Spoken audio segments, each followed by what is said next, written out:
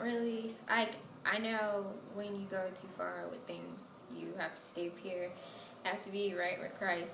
But as I grew up with, I watched my parents' marriage and I watched my grandparents' marriage, and they stayed married for a really long time.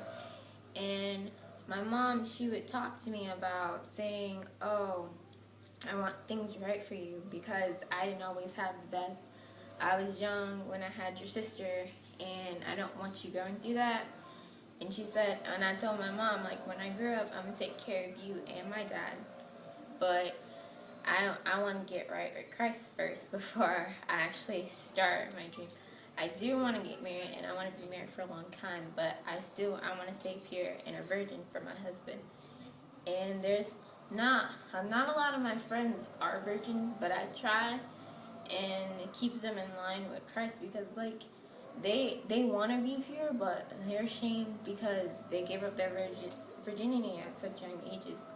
And I'm like, you can always be right with Christ. It's just you have to understand that you have to do it yourself. You have to ask Him for forgiveness. You can't just sit there and be ashamed and stay in your little corner. You have to come out. You have to talk about it. You have to talk to your parents about it. You have to just like talk to your pastor if you're scared to talk to your parents. But my mom, she always said, can only be the example. You are what you make of yourself.